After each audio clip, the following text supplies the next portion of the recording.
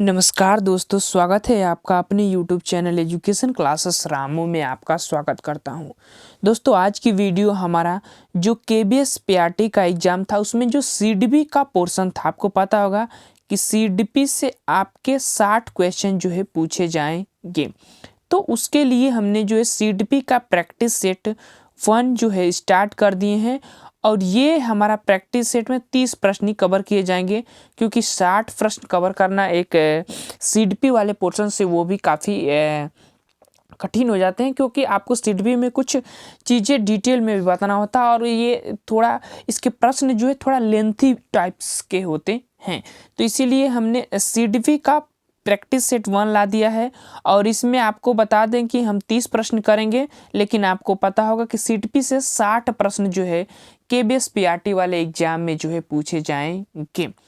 तो 30 प्रश्न है, हम प्रैक्टिस सेट करते चलेंगे, ऐसे प्रश्नों का कवर करते चलेंगे तो आपको वो 60 प्रश्न के बराबर ही हो जाएंगे। तो वीडियो अगर आपको पसंद आए तो वीडियो को लाइक शेयर सब्सक्राइब आप जरूर करिएगा। और हिंदी का हम जो प्रैक्टिस सेट चला रहे थे टॉपिक वाइज, तो आप उस वीडियो को भी देखते रहिएगा, क्योंकि 30 नंबर का आपको पता होगा कि हिंदी का भी पूछा जाएगा, 30 नंबर इंग्लिश भी होगी, 60 नंबर CDP भी होगी। तो ये 2 सब्जेक्ट ऐसे हैं, 3 सब्जेक्ट जो कि आपके KBS PRT में अच्छे खासे अंक दिलाने में योगदान करेंगे। तो आज हमारा CDP का प्रैक्टिस सेट 1 है और CDP के प्रैक्टिस सेट 1 का हमारा पहला प्रश्न है कि किसी बालक द्वारा अर्जित ज्ञान पर पूर्ण अधिकार होने का प्रमाण यह है कि ऑप्शन ए है कि वह ज्ञान का संपूर्ण सफलतापूर्वक प्रयोग कर सकता है, वो अपने ज्ञान को भली भांति समझता है, और सी है कि उसे सैद्धांतिक रूप से ज्ञान को ग्रहण कर लिया है, और ऑप्शन डी है कि उसने ज्ञान को भली भांति समझ लिया है। तो प्रश्न नंबर पहला का आपको उत्तर बताना है कि किसी बालक द्वारा अर्जित ज्ञान पर पूर्ण अधिकार होने का प्रमाण यह है कि क्या है भैया, कि वह ज्ञान का सफलता प्रयोग कर सकता है, यानी उसके अंदर जो भी अनुभव है, जो भी ज्ञान है, उसका वह सफलतापूर्वक प्रयोग कर सकता है। ऑप्शन नंबर पहला हमारा विकल्प इसका सही हो जाएगा। प्रश्न नंबर दूसरे पर चलते हैं कि बालकों के शैक्षिक उपलब्धि को निम्न में से कौन सा अशैक्षिक कारक सर्वाधिक प्रभावित करेगा। कौन सा अशैक्षिक कारक है, ध्यान रखिएगा, अशैक्षिक कारक कौन सा है जो बालक को सर्वाधिक प्रभावित करने का कार्य करता है। बालक की प्रेरणाएं, बालकों की संवेगों से मुक्ति, विद्यालय के बाहर वातावरण के उत्तरदायित्व और स्वास्थ्य की आदतें। तो कौन है जो अशैक्षिक कारक है जो बालक को सर्वाधिक प्रभावित करने का कार्य करती हैं। तो देखिए, एक चीज पहले दिन ध्यान रखिए कि बालकों की शैक्षिक उपलब्धि को भी है और अशैक्षिक कारक होने चाहिए। तो वो है बालक की जो प्रेरणाएं होती है ना, वो सबसे ज़्यादा प्रभावित करती है। आपको पता होगा कि अगर उस किसी भी कार्य के प्रति अगर उसकी रुचि है, प्रेरणा है, लगन है, तो वो कार्य उसके लिए काफ़ी आसान हो जाते हैं। तो वही चीज बालक की प्रेरणाएं जो है काफ़ी प्रभावित करती है। प्रश्न नंबर तीसरा है कि किसी कार्य को बार बार दोहराने से उसका संबंध दृढ़ हो जाता है, थॉर्नडाइक के किस नियम पर आधारित है। ऑप्शन 1 तत्परता का नियम, ऑप्शन बी है प्रभाव के नियम, और ऑप्शन सी है अभ्यास के नियम, और डी है इनमें से कोई नहीं। तो कौन से नियम को फॉलो कर रहा है, ये कथन भी आप कह सकते हैं। तो यह अभ्यास के नियम का फॉलो कर रहा है। तीसरा का हमारा विकल्प जो है सी वाला सही हो जाएगा। और आपको पता होगा कि थॉर्नडाइक ने 3 जो है मुख्य नियम बताए हैं, 5 गौण नियम थे। तो ये तो 3 मुख्य नियम हो जाएंगे, 5 गौण नियम इन्होंने और बताए थे। आगे चलते हैं प्रश्न नंबर चौथा पर। प्रश्न नंबर चौथा कह रहा कि एक बालक ने एक बिल्ली को डंडे से मारकर भगा दिया। अब जब भी बिल्ली बालक को देखती है तो तुरंत भाग जाती है। बिल्ली की यह सीखने की क्रिया किस प्रकार की है, वो आपको बताना है। ऑप्शन ए है अनुकरण प्रवृत्ति द्वारा सीखना, ऑप्शन बी है संबंध सहज क्रिया द्वारा सीखना, और ऑप्शन सी है सूझ द्वारा सीखना, और ऑप्शन डी है प्रयास एवं त्रुटि द्वारा सीखना। तो ये किस प्रक्रिया को या किस सीखने वाली प्रक्रिया को ये बात जो कही गई है कि बिल्ली जो है डंडे से पीटी हुई है और वो दोबारा उस बालक को देखती है तो वो भाग जाती है, उसको डर है कि वो डंडे से फिर पीट देगा। तो ये जो अगर हम बात करें तो ये हमारा विकल्प हो जाएगा संबंध सहज क्रिया द्वारा सीखना। आपको पता होगा ना कि थांडाई पावलाव का जो कुत्ता था वो घंटी की आवाज पर क्रिया करना स्टार्ट कर दिया था। पहले उसकी क्रिया भोजन से थी लेकिन वो अब घंटी से भी हो गई थी। तो वही प्रक्रिया जो है अब बिल्ली का यहाँ पर इसके बालक के डंडे से जो है इसका संबंध बन गया है। तो ऑप्शन नंबर बी वाला विकल्प हमारा सही हो जाएगा। काफी इंपॉर्टेंट प्रश्न है, ध्यान रखिएगा। प्रश्न नंबर 5 है कि वह कारक जो किसी बालक के कार्य करने के उत्साह को बढ़ाता है या घटाता है उसे क्या कहते हैं? क्या कहते हैं उसको? तो उसको हम कहते हैं अभिप्रेरणा कहा जाता है, या प्रेरणा, जिसको मोटिवेशन भी हम कह सकते हैं। तो इसी को कहते हैं जो इस उत्साह को बढ़ा भी सकता है और घटा भी सकता है। प्रश्न नंबर 6 है कि मनोविज्ञान की दृष्टि से सीखने का अर्थ क्या है? काफी अच्छे से प्रश्न है, जरूर आप लगाइएगा। जितने भी 60 क्वेश्चन आपके सीडीपी से पूछे जाएंगे आपको पता होगा, और वो सभी टॉपिक दिए गए हैं।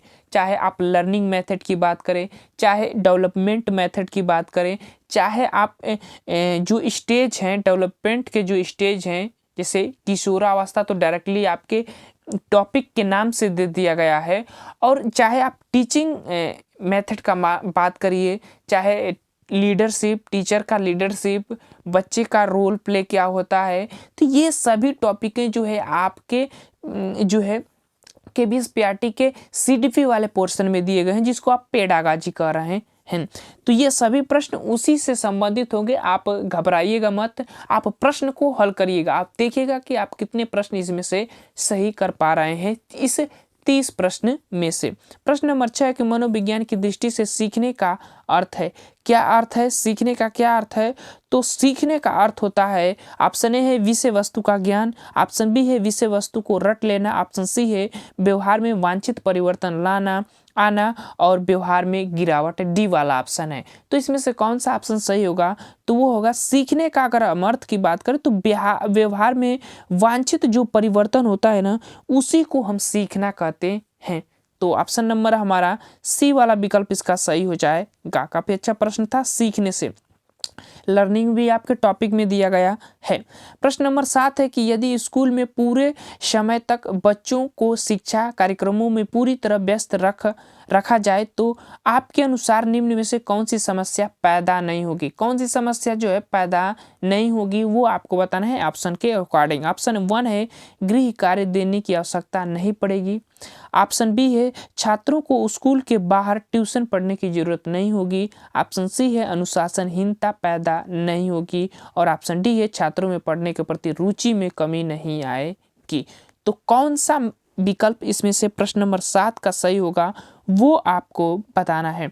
तो आपको पता है कि यदि स्कूल में पूरे समय बच्चों को शिक्षा कार्यक्रमों में पूरी तरह व्यस्त रखा जाए तो उनकी जो छात्रों की पढ़ने की रुचि है ना, उसमें कमी जो है नहीं आ सकती है। सीखने की जो कमी होती है वो दिखाई नहीं देगी, सीधी बात आप कह सकते हैं। तो 7वां का हमारा डी वाला विकल्प सही हो जाएगा।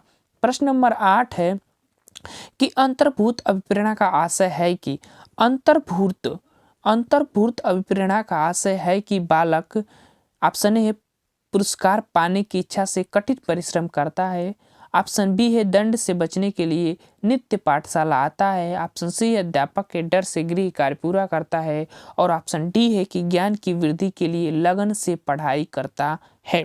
तो प्रश्न नंबर 8 का जो हमारा विकल्प सही होगा वो होगा डी वाला, क्योंकि ज्ञान की वृद्धि के लिए वो लगन से पढ़ाई करता है। और अंतर्भूत यही है, जब आप किसी चीज में अंतर्भूत मतलब आपकी अंतर आत्मा कहेगी कि भाई मुझे ये करना है, तो आप पूरी लगन से उस चीज को करेंगे, चाहे वो किसी भी सेक्टर की, यहाँ पर तो पढ़ाई की बात हो रही है, आप किसी भी सेक्टर की बात कर सकते हैं। तो प्रश्न के अकॉर्डिंग डी वाला हमारा विकल्प जो है 8वां का सही हो जाएगा।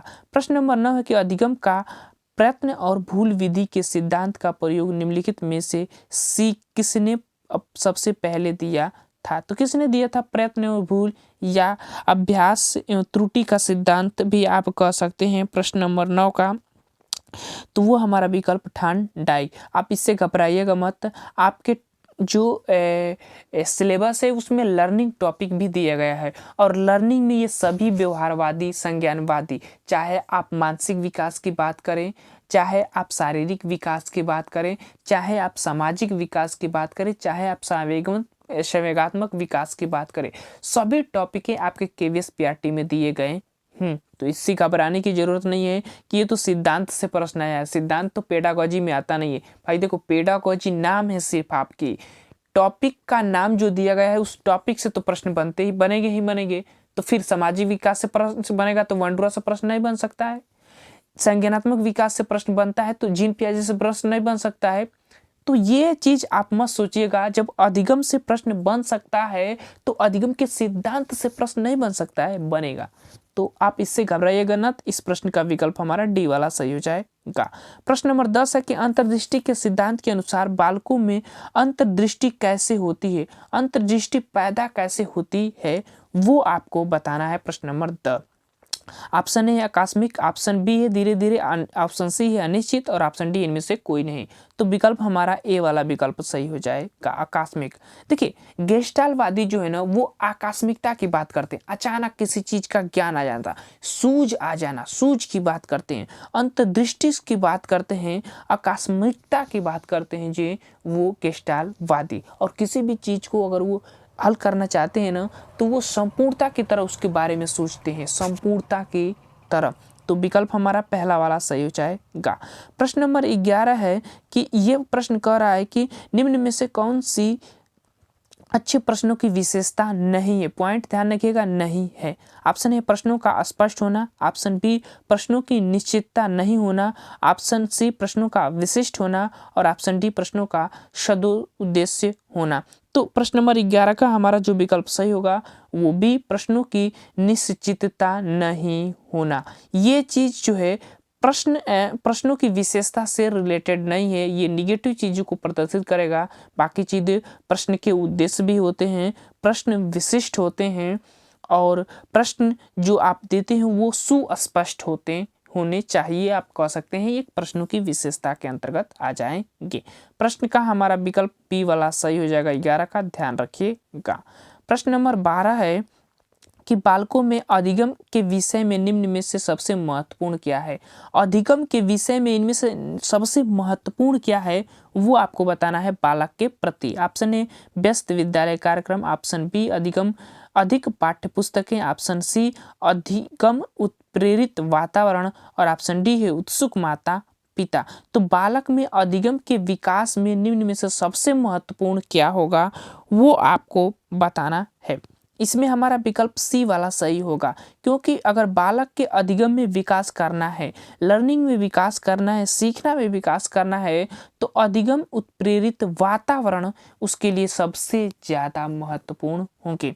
ना कि व्यवस्थित कार्यक्रम आप रख सकते हैं उसमें, उसको अधिक पाठ्य पुस्तकें आप नहीं दे सकते हैं। एनसीएफ 2005 तो इसकी वकालत ही नहीं करता है बी वाले विकल्प की, और उत्सुकता माता पिता ये भी नहीं होगा। सबसे महत्वपूर्ण विशेषता की बात कर रहा है बालक के अधिगम के विकास के लिए तो उसका वातावरण ही जो है उत्तेजित, जो उसका वातावरण है वो सबसे ज़्यादा महत्वपूर्ण होता है और मानसिक दबाव भी वही डालने का कार्य करता है, उसका वातावरण। तो आप डायरेक्टली बालक के विकास में वातावरण पर फोकस करिए, सबसे बेस्ट तरीका है उसके विकास के लिए। प्रश्न नंबर 13, स्किनर द्वारा प्रतिपादित पुनर्बलन सिद्धांत की विचारधारा यह है कि ऑप्शन ए सही उत्तर पर पुनर्बलन देने से आगे सही उत्तर देने की संभावना और बढ़ जाती है, ऑप्शन बी व्यवहार सामने आ जाने के बाद पुनर्बलन दिया जाता है, पहले नहीं। जब व्यवहार आपके सामने आ जाएगा तब आप पुनर्बलन उसके प्रति देते हैं, पहले नहीं दे सकते हैं। प्रश्न नंबर 13 का बी वाला विकल्प कह रहा है। प्रश्न नंबर विकल्प सी, ए और बी, तो ये जो है दोनों विकल्प सही हो जाएंगे। इस तरह से हमारा सी वाला विकल्प सही हो जाएगा, क्योंकि सही उत्तर पर पूर्णबंध देने से आगे सही उत्तर देने की संभावना और बढ़ जाती है। यानी जब आपको उत्तर मिला तो आपने सही उत्तर बुलंद किया, तब आपको अगर अगला प्रश्न करते हैं तो एक प्रत्येक का बालक जो है अभिप्रेरित रहता है, अपने कॉन्फिडेंस रहता है, अपने पर विश्वास रहता है, और आगे का भी प्रश्न जब आप करेंगे तो वो सही उत्तर देगा, 90% आशा रहती है। तो हमारा विकल्प सी वाला सही हो जाएगा, ध्यान रखिएगा प्रश्न नंबर 13 का। प्रश्न नंबर 14 है कि नैतिक मूल्यों के प्रति अध्यापक का क्या दृष्टिकोण होना चाहिए। इंपोर्टेंट है। देखिए यहाँ पर अध्यापक का रोल पूछा गया है कि क्या होना चाहिए, और डायरेक्टली आपके केबीएस पीआरटी वाले सीडीपी वाले पार्ट में लिखा गया है कि teacher of role, student of role, बच्चों को क्या रोल होता है सीखने में और अध्यापक का क्या रोल होता है सीखने में, वो पॉइंट नाम दिए गए हैं। तो ये प्रश्न भी उसी से रिलेटेड है, ठीक है ना। तो नैतिक मूल्य के प्रति अध्यापक का क्या दृष्टिकोण होना चाहिए वो आपको बताना है। विकल्प ऑप्शन ए है कि नैतिकता को शिक्षक अति आवश्यक चीज समझे। ऑप्शन बी, शिक्षक का दायित्व है कि वह स्वयं को नैतिक बनाए। और ऑप्शन सी है कि शिक्षक को नैतिकता की ज़्यादा परवाह नहीं करनी चाहिए। ऑप्शन डी, ये शिक्षक का दायित्व है कि वह स्वयं भी नैतिक हो, वह छात्रों को भी नैतिक बनाए। विकल्प आपका कौन सा सही होगा प्रश्न नंबर 14 का, वो आपको बताना है। तो देखिए यहाँ पर तो हमें दो विकल्प सही लग रहे हैं, लेकिन सबसे बेस्ट ऑप्शन सीडीपी में खोजा जाता है, मनोविज्ञान में सबसे बेस्ट ऑप्शन खोजा जाता है किसी भी प्रश्न के अकॉर्डिंग। तो इसमें भी हम खोजेंगे बेस्ट ऑप्शन। शिक्षक का दायित्व है, ऑप्शन बी को पढ़िए पहले, शिक्षक का दायित्व है कि वह स्वयं को नैतिक बनाए। एक चीज, बच्चे ज़्यादातर छोटे होते हैं तो वो अनुकरण करते हैं, तो अगर अध्यापक अपने अंदर नैतिकता लाता है तो बच्चे भी उस नैतिकता का फॉलो करेंगे, ये भी हो सकता है सही। दूसरा विकल्प हमारा डी वाला देखते हैं, शिक्षक का दायित्व है कि वो स्वयं भी नैतिक हो और छात्रों को भी नैतिक बनाए। अब इससे बेस्ट ऑप्शन कौन मिलेगा, खुद भी नैतिक होगा और बच्चों को भी नैतिक बनाएगा। यहाँ पर तो अनुकरण की बात होगी ना, सिर्फ अध्यापक की तो नैतिकता की जिम्मेवारी दी गई है, बच्चे की तो नहीं दी गई है। तो बेस्ट हमारा ऑप्शन डी वाला, प्रश्न के अकॉर्डिंग डी वाला हमारा विकल्प सही हो जाएगा। प्रश्न नंबर 15, कक्षा कक्ष में प्रयोग की जाने वाली छात्र केंद्रित शिक्षण विधियों में प्राय शिक्षक की भूमिका क्या होती है। जो छात्र केंद्रित शिक्षण विधियां होती है ना, उसमें प्राय शिक्षक की भूमिका क्या होती है वो आपको बताना है। ऑप्शन ए, समस्या उत्पन्न करने वाली परिस्थिति का निर्माण करना। ऑप्शन बी है छात्रों के लिए संभावित सामग्री और संसाधनों को जुटाना। ऑप्शन सी है छात्रों की उपकल्पना निर्माण में मदद करना। तो 15 का हमारा जो विकल्प सही होगा वो शिक्षक की एक भूमिका में हमारा ये सभी आ जाएगा। आप समस्या उत्पन्न करने वाली परिस्थिति का निर्माण करिए बच्चों के सामने, दूसरे छात्रों के लिए संभावित सामग्री और संसाधन भी जुटाइए, तभी तो वो समस्या को समाधान कर सकते हैं, और छात्रों की उपकल्पना निर्माण में मदद कर सकते हैं। तो ये तीनों अध्यापक की एक भूमिका हो जाती है छात्र केंद्रित शिक्षण विधियों में। प्रश्न नंबर 16 है कि तिरस्कृत बालक की समस्या का प्रमुख कारण क्या होता है। जो बालक तिरस्कृत है उसकी समस्या का प्रमुख कारण क्या हो सकता है वो आपको बताना है। प्रश्न नंबर 16 का क्या हो सकता है, ऑप्शन देखते हैं। परिवार का निम्न आर्थिक स्तर। ऑप्शन बी, बालक में झूठ बोलने की आदत। ऑप्शन सी, बालक के द्वारा कानून की अवहेलना। और ऑप्शन डी, माता पिता की आपसी लड़ाई। तो तिरस्कृत बालक की समस्या का प्रमुख कारण क्या है अब वो आपको बताना है प्रश्न नंबर 16 का। तो देखिए सबसे प्रमुख कारण की अगर हम बात करें तो माता पिता की आपसी लड़ाई जो है ना, वो बालक सबसे ज़्यादा प्रभावित करता है। उसी को हम तिरस्कृत बालक की मेन समस्या भी कह सकते हैं। तो डी वाला विकल्प जो है 16 का सही हो जाएगा विकल्प के अकॉर्डिंग। प्रश्न नंबर 17, विशिष्ट बालकों के लिए पूर्व पृथक्करण शिक्षा व्यवस्था के लिए प्रमुख उपाय है। कौन सा उपाय है वो आपको बताना है कि पृथकीकरण शिक्षा व्यवस्था के लिए प्रमुख उपाय क्या है। प्रश्न नंबर 17 का अतिरिक्त कक्षा योजना, पहला ऑप्शन, विशेष कक्षा योजना, विशेष विद्यालय योजना और आवासीय विद्यालय योजना। कौन सा विकल्प सही होगा? तो ये है हमारा 17 का डी वाला विकल्प, आवासीय विद्यालय योजना। देखिए यहाँ पर होता है कि विशिष्ट बालकों के लिए पूर्व पृथकीकरण शिक्षा प्रणाली के लिए प्रमुख उपाय क्या हो सकता है? तो आप उनको आवासीय विद्यालय योजना के साथ लाभान्वित किया जाए। तो डी वाला विकल्प हमारा 17 का सही हो जाएगा। प्रश्न नंबर 18 है कि किसी बालक में मानसिक विकास का परिणाम होता है। मानसिक विकास का परिणाम क्या होता है किसी बालक में, वो आपको बताना है प्रश्न नंबर 18 का। ऑप्शन ए बालकों की याद करने की योग्यताओं में वृद्धि, ऑप्शन बी है बालक की सामाजिकता में विकास, और ऑप्शन सी है बालकों के द्वारा स्वानुभव द्वारा लाभ प्राप्ति की योग्यता। तो किसी बालक में मानसिक विकास का परिणाम होता है तो वो होता है सी वाला हमारा विकल्प। बेस्ट ऑप्शन यही है, क्योंकि बालक के द्वारा स्वयं अनुभवों द्वारा जो लाभ प्राप्त होता है ना, वो इसकी विकास में योग्यता प्रदान करता है, उसके मानसिक विकास में परिपक्व बनाने का कार्य करता है। 18 का हमारा सी। प्रश्न नंबर अब आ जाते हैं 19 पर, और यह कह रहा है प्रश्न कि किसी बालक में शैक्षिक पिछड़ेपन की पहचान के लिए अनिवार्य तत्व है। क्या तत्व भाई? शैक्षिक पिछड़ेपन की पहचान के लिए अनिवार्य तत्व, पहला अनुवांशिकता की जांच, दूसरा विकल्प है वातावरण का प्रभाव, और ऑप्शन सी है बुद्धि परीक्षण, और ऑप्शन डी है इनमें से कोई नहीं। तो क्या है जिसकी वजह से बालक जो है शैक्षिक पिछड़ेपन की पहचान के लिए जाना जाता है? तो प्रश्न नंबर 19 का हमारा विकल्प है वो है बुद्धि परीक्षण। जब आप किसी बालक की बुद्धि परीक्षण करते हैं ना, तब आपको पता चलता है कि बालक कितना पिछड़ा हुआ है एक सामान्य बालक से।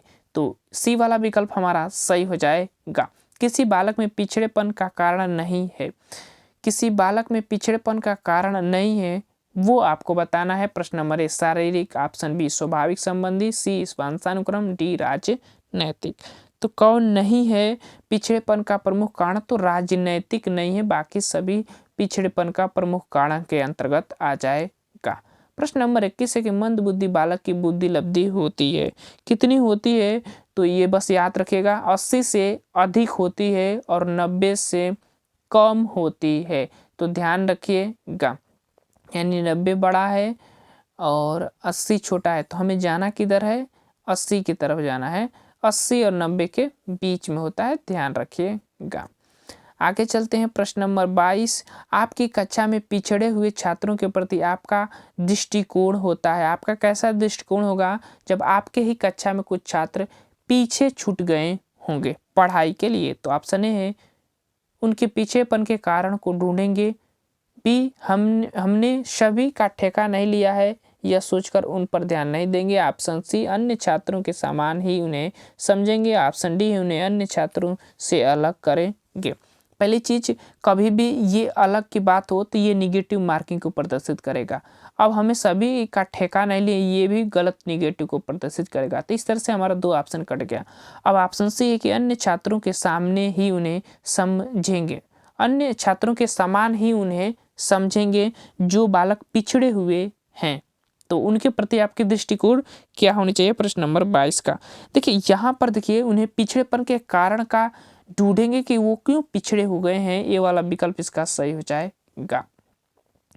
प्रश्न नंबर 23 है कि कुपोषण से ग्रसित बालक में निम्न में से कौन से परिवर्तन होने लगते हैं?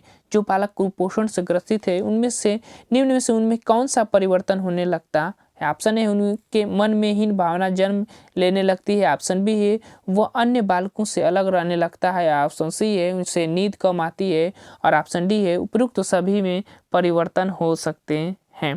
प्रश्न नंबर 23 का हमारा जो विकल्प सही होगा वो होगा डी वाला, उपयुक्त में सभी ये प्रश्न विकल्प जो है इससे रिलेटेड होंगे, कुपोषण से। प्रश्न नंबर 24 है कि पढ़ने की अक्षमता निम्न में से किससे से संबंधित है? तो पढ़ने की अक्षमता किससे संबंधित है प्रश्न नंबर 24 का? तो वह है डिसलेक्सिया। डिसलेक्सिया याद रखिएगा पठन संबंधी एक विकार हो जाता है। अफेजिया भाषा संप्रेषण संबंधी एक विकार हो जाता है, तो ये भी ध्यान रखिएगा। और डिस्फ्रेक्सिया में सभी आ जाएंगे, पठन लिखन गणन ये सब आ जाते हैं। तो विकल्प तो हमारा बी वाला ही सही होगा, डिसलेक्सिया हो जाता है जब पठन विकार की बात होती है। आगे चलते हैं 25 प्रश्न, निम्न में से एक प्रतिभाशाली बालक की विशेषता क्या है। इसमें से एक प्रतिभाशाली बालक की विशेषता क्या है वो आपको बताना है। ऑप्शन ए मूर्त विषयों में रुचि, बी ऑप्शन मंद बुद्धि बालकों में रुचि, और सी दैनिक कार्यों में समरूपता, और डी है सामान्य अध्ययन में रुचि। प्रश्न नंबर 25 का जो हमारा विकल्प सही होगा वो हो जाएगा डी वाला विकल्प, सामान्य अध्ययन में रुचि उनकी काफ़ी ज़्यादा होती है प्रतिभाशाली बालकों की। तो डी वाला विकल्प हमारा सही हो जाएगा। प्रश्न नंबर 26 है कि शिक्षा में सुधार के लिए एक शिक्षक को सुधार हेतु निम्न में से क्या उपाय करने चाहिए। क्या करने चाहिए जैसे कि शिक्षा व्यवस्था सुधर जाए। प्रश्न नंबर 26 का देखिए, मुक्त आवास के नियम का पालन करना, ये भी सही बात है भाई। शैक्षिक उपकरणों का प्रयोग करना चाहिए, ये भी सही बात है। और रुचिपूर्ण पाठ्यक्रम होना चाहिए, जब उनको अच्छा लगे। तो डी वाला हमारा विकल्प जो है उपरोक्त सही हो जाएगा प्रश्न के अकॉर्डिंग। आगे चलते हैं प्रश्न नंबर 27, निम्नलिखित में से किस माध्यम द्वारा बालक अपने आदर्श कैसे सीख सकते हैं। बालक अच्छे आदर्श कैसे सीख सकते हैं। तो देखिए, अब यहाँ पर ऑप्शन ए है अनुकरण द्वारा, ऑप्शन बी अभ्यास द्वारा, ऑप्शन सी उचित व्यवहार द्वारा, ऑप्शन डी याद रखने द्वारा। तो 27 का हमारा जो विकल्प सही होगा वो होगा पहला, छोटे बालक अनुकरण ही करते हैं, उनमें उचित व्यवहार के तो आप कल्पना भी मत करिएगा, ठीक, अभ्यास की भी नहीं और याद रखने की भी नहीं। तो ये वाला विकल्प 27 का सही हो जाएगा, ध्यान रखिएगा। प्रश्न नंबर 28 है कि कक्षा कक्ष में सफल शिक्षण हेतु एक शिक्षक को कक्षा का वातावरण कैसा रखना चाहिए। अब यहाँ देखिए, कक्षा कक्ष में सफल शिक्षण हेतु एक शिक्षक को कक्षा का वातावरण कैसा रखना चाहिए, मतलब वो शिक्षण कर रहा है तो उसका वातावरण कैसा रखे जिससे उसकी शिक्षण की जो प्रक्रिया हो पूर्ण हो जाए, ठीक। शांतपूर्ण वातावरण, भय मुक्त वातावरण और उल्लासपूर्ण और नीरस। कौन सा विकल्प हमारा प्रश्न नंबर 28 का सही होगा, तो वो होगा भय मुक्त वातावरण। बच्चों में भय नहीं होना चाहिए कि आप उनको मारेंगे थोड़ी भी गलती होगी, उनसे प्रेम होना चाहिए, लगाव होना चाहिए। यही जो है एक प्राथमिक शिक्षक की मेन कर्तव्य होता है। तो अगर आपको कक्षा शिक्षण को सफल बनाना है तो पहले आप शिक्षक और बच्चे के बीच का जो वातावरण है उसको तो स्वच्छ रखिए, उसको तो भय मुक्त रखिए, वो आपके लिए महत्वपूर्ण है। तो बी वाला विकल्प इसका सही हो जाएगा। प्रश्न नंबर 28 है कि संवेग व्यक्ति की उत्तेजित या तीव्र अवस्था है निम्न में से, ये परिभाषा जो है किस वैज्ञानिक ने दिया है। प्रश्न नंबर 29 का तो किसने दिया है, कुछ मत थोड़ी वुडवर्थ जो है इस पॉइंट को कहते हैं। तो ये वाला विकल्प हमारा सही हो जाएगा। प्रश्न नंबर 30, आधुनिक बुद्धि परीक्षणों में सर्वाधिक मापन किया जाता है। आधुनिक जो बुद्धि परीक्षण हो रहे हैं उसमें सर्वाधिक मापन किसका किया जा रहा है वो आपको बताना है। प्रश्न नंबर 30 का ऑप्शन ए व्यक्तियों द्वारा प्राप्त शैक्षिक अनुभवों का, ऑप्शन बी सामान्य अभियोग्यताओं का, ऑप्शन सी जन्मजात अभियोग्यताओं का, ऑप्शन डी सामाजिक बुद्धि का। तो सबसे ज़्यादा किस पर मापन किया जा रहा है, तो वो होता है व्यक्ति द्वारा प्राप्त शैक्षिक अनुभवों का।